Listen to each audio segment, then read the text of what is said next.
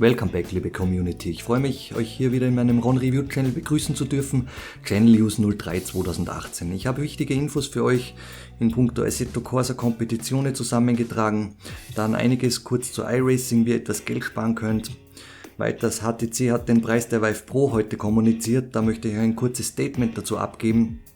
Und abschließen möchte ich mit Ready Player One, dieser Blockbuster, der in Kürze in den Kinos an den Start gehen wird. Macht's euch gemütlich, ich freue mich, dass ihr mit dabei seid. Assetto Corsa Competizione, ja, ihr wisst das, Channel News 02 2018 habe ich euch das angeteasert, da gab es so einen Countdown auf der Assetto Homepage und das Geheimnis wurde gelüftet, ist seit einigen Wochen bekannt. Es wird ein neues Format von Assetto folgen. Kein Assetto Corsa 2, sondern Assetto Corsa Competizione, das wird die Blank Paint Series, das ist eine GT3 Rennserie an den Start bringen, da können wir dann so eine Saison bestreiten. Und was wird's Neues bei dieser Blank Paint Series geben?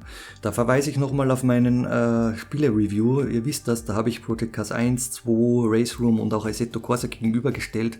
Und hierzu gab's zwar den Sieger mit Assetto Corsa bei mir, klickt da oben rechts mit rein, aber da gab's noch einige Kritikpunkte, die ich da erläutert habe.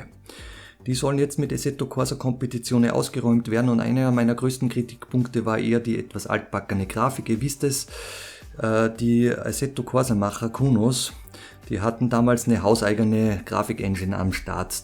Da war noch gar nicht geplant, Virtual Reality zu implementieren, das gab es ja damals noch gar nicht zu Spielrelease und wurde im Nachhinein eingepflegt, das war sehr mühsam, das haben die zwar gut hinbekommen, aber diverse Einschränkungen und Reglementierungen gab es hierzu. Ihr wisst das auch bei dem Einstellungsmenü, dann muss erst das Rohkonstrukt des Spiels geladen werden, ja, das ist alles nicht aus einem Guss.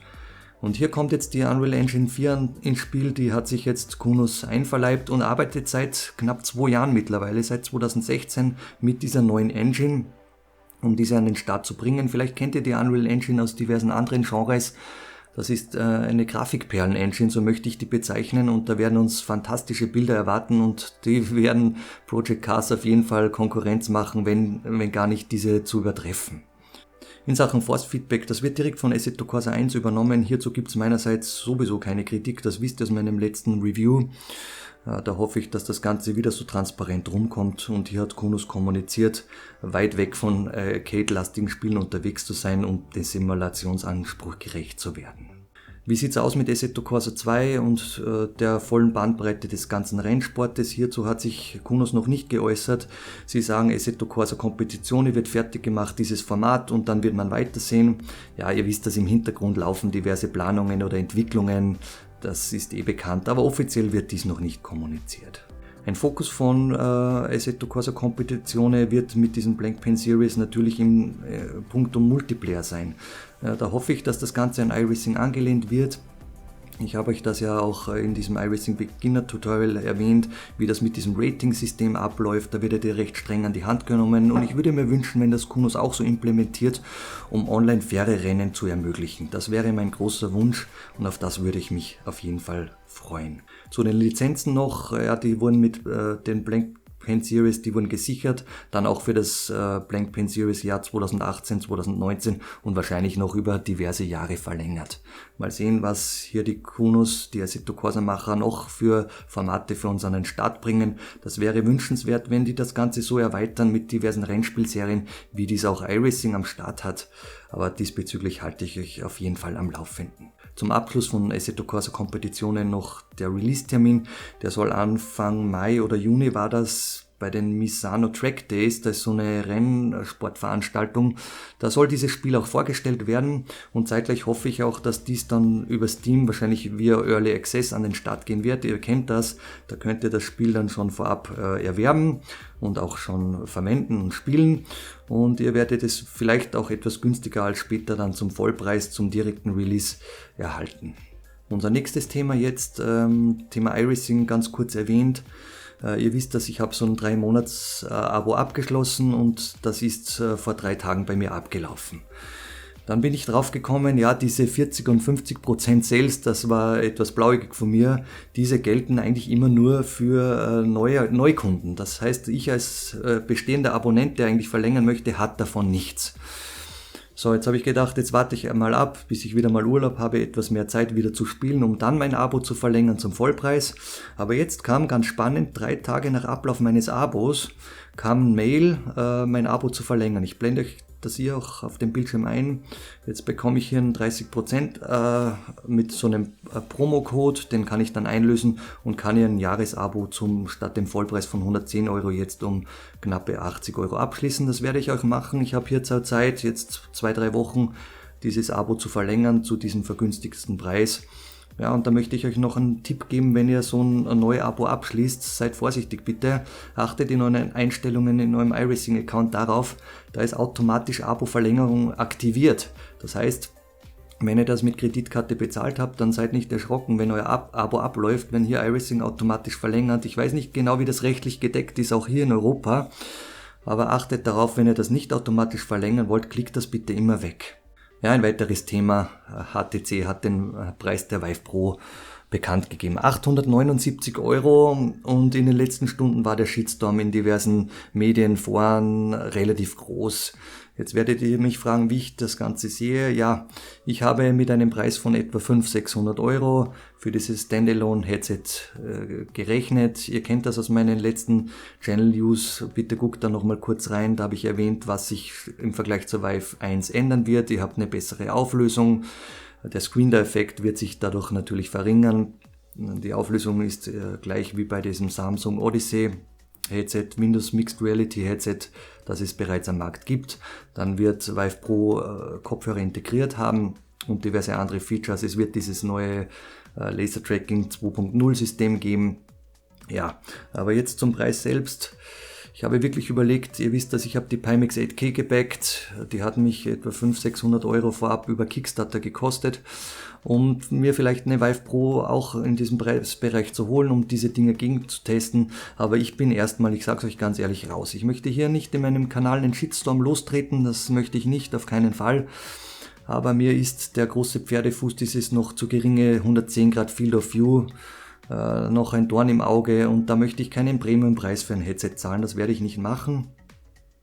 Diese Fremdwörter SDE, Screen Effect, Field of View, guckt da nochmal mein 365 Tage Oculus Rift vs PlayStation VR Review an, da habe ich so ein Virtual Reality 1x1 für euch aufbereitet, Link hängt oben mit bei. Ja, was werde ich jetzt machen? Ihr wisst das, wenn ihr überlegt, jetzt die Vive Pro zu ordern, dann seid ihr hoffentlich Vive 1 Besitzer, damit ihr die ganze Peripherie am Start habt. Diese Tracker, dann diese Controller. Wenn nicht, dann könnt ihr mit diesem Head-Mounted Display nichts anfangen. Ihr benötigt auf jeden Fall eine Base Station. Ich hätte jetzt zwar schon eine am Start, ihr wisst das hier auf meinem Schreibtisch, die habe ich mir vorab für die Pimax 8K schon geholt. Aber mir jetzt noch hier eine um 879 Euro, ihr wisst, da kommt dann noch der Versand dazu, das seid über gut 900 Euro. Das ist mir im Moment zu kostspielig. Da warte ich jetzt mal auf meine Pimax 8K. Vielleicht kommt noch von Oculus etwas kommuniziert. Ich bin auf jeden Fall gespannt. Ich kann euch sagen, aus meiner Community, heute hat mir auch ein Buddy rückgemeldet, der hat sich die bestellt, der hat von Oculus über die Vive 1 und PSVR alles durch. Der wird mir das sicher genau berichten. Ich werde den auch besuchen und das auch testen und euch auf jeden Fall am Laufenden halten. Postet mir bitte unten mit rein, was ist eure Meinung zu dem Thema Vive Pro? Wie seht ihr das? Wie seht ihr das mit dem Preis? Werdet ihr upgraden? Werdet ihr warten? Ich bin gespannt. Dann letztes Thema, heute Ready Player One. Ja, ihr seht das auf meinem Tisch, diese Buchvorlage. Ich habe den Roman in 3 Tagen verschlungen. Ich kann euch das ans Herz legen, der zeichnet ein tolles Bild der virtuellen Realität, wie sich das vielleicht in Zukunft entwickeln wird. Ob das dann so toll ist oder nicht, das könnt ihr dann selbst beurteilen, aber ganz so unrealistisch scheint dieses Szenario nicht.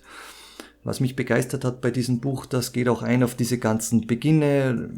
Ihr wisst das in den 80er Jahren, da fing das Ganze an mit Atari und Co. Und ich kann euch auch vermelden, dann könnt ihr mein Alter auch einschätzen und darüber lachen. Das war die Zeit, mit denen ich unterwegs war. Atari, C64 Co., DOS, da gab es noch kein Windows, da gab es noch kein Facebook, da gab es noch kein YouTube, kein iPhone und was weiß ich was. Hier auf meinem Tisch, da könnt ihr jetzt herzlich drüber lachen, das war mein erstes Smartphone, das ist über 20 Jahre her. Nein, Smartphone darf ich gar nicht sagen, das war früher ein Mobiltelefon. Die größte Errungenschaft war es hier, SMS zu versenden. Da haben wir noch geträumt, hier irgendwelche Bilder damit anzufertigen, Fotos damit anzufertigen oder geschweige denn Videos zu versenden. Warum erwähne ich das jetzt? Ja, gute 20 Jahre zurückgeblickt und zu heute, ja, wie sieht es heute aus, wenn ich da zu meiner Seite blicke? Heute setze ich mich in mein Rennsport-Cockpit hier rein, setze mir die Oculus auf und drehe auf der Nordschleife ein paar Runden. Wenn mir das jemand vor 20 Jahren gesagt hätte, dann hätte ich den für nicht ganz richtig erachtet. Ja, und wenn ich jetzt auch weitere 20 Jahre vorausblicke und wie auch in Ready Player One oft beschrieben, dann halte ich dieses Szenario, wie sich Virtual Reality entwickeln kann, für gar nicht so unangemessen. Ihr wisst, dass große Konzerne sind mit eingestiegen, Oculus, Google, die pumpen hier Millionen, Milliarden in dieses Geschäft und vielleicht nicht ohne Grund. Ich möchte euch da nicht spoilern von diesem Buch, lest das selbst mit rein. Es tut gut, etwas offline mal zu machen. Nehmt dieses Buch zur Hand, kostet 10 Euro, macht euch ein Bild in eurem Kopf. Einige von meinen Buddies haben das auch gemacht, die sind wirklich hellauf begeistert. Wir freuen uns auch auf diesen Film, hoffen, dass der nicht Hollywood-typisch verkitscht oder verrissen wird. Die ersten Kritiken, die ich dazu gelesen habe, haben mich recht positiv gestimmt und ich hoffe auch, dass mich dieser Film überzeugen wird oder auch Virtual Reality einen gewissen Schub ermöglichen soll.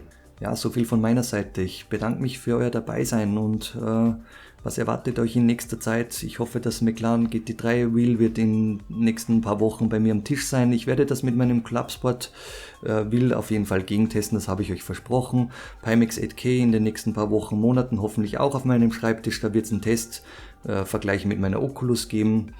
Ja, Assetto Corsa Competizione, da bleibe ich selbstverständlich auch am Ball. Und eines vorab ganz wichtig, ja, viele fragen das auch ab und zu, wie sieht's denn aus, Ron, testest du auch andere Simracing-Hardware wie von Logitech oder Thrustmaster? Ja, liebe Leute, das hatte ich alles vor einigen Jahren am Start, aber da hatte ich noch keinen YouTube-Kanal in Planung. So gesehen, ich habe das Zeug hier nicht mehr, aber ich bemühe mich jetzt wieder Logitech zu kontaktieren oder Thrustmaster, ob die mir auch mal zum Testen etwas zur Verfügung stellen, um euch auch Einsteiger-Setups nochmal aufzubereiten. Oder auch gegen zu testen, was es denn für Vorteile mit sich bringt, etwas mehr zu investieren.